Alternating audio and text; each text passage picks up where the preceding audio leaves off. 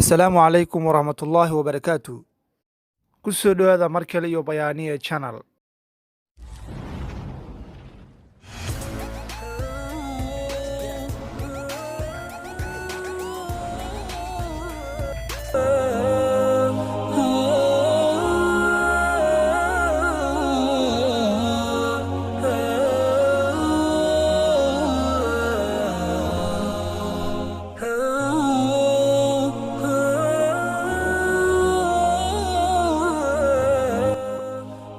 muuqaalkeena maanta waxaan kaga hadli rabnaa Zubayda bintu Jacfar. Waxay ahayd xaaskii ama zawjadii Haaruun al-Rashiid. Magaceedoo dhammaystiran waa Zubayda bintu Jacfar ibnu Mansuur. Dhalashadeeda saxda lama hayo, balse waxaa lagu qiyaasaa sanadkii 766 Hijrida, waxayna ku dhalatay dalka Ciraaq. Waxay ahayd gabadhii ugu hantida iyo awoodda badneed xilligeeda. Waxay ahayd gabar sharaf iyo deeqsinimo leh.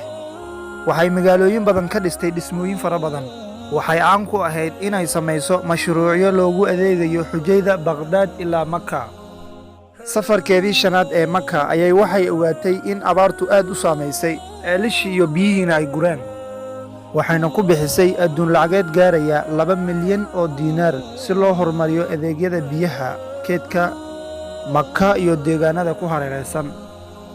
Waxaa la sheegaa meesha ay Zubayda ka degneyd magaalada in ay ahayd sidii shinnida, dhanka buuqa iyo dhawaaqa, maxaa yeelay waxaa u shaqayn jiray 100 hablood oo Qur'aanka xifdisan.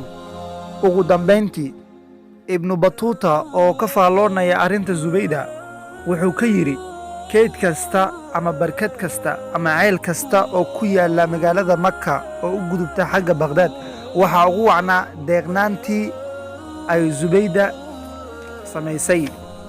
Allah u naxariistee, Zubayda bintu Jacfar waxaa la oofsaday 10kii Julaay sanadkii 831 Hijrida. Wasalaamu calaykum waraxmatullaahi wabarakaatuh.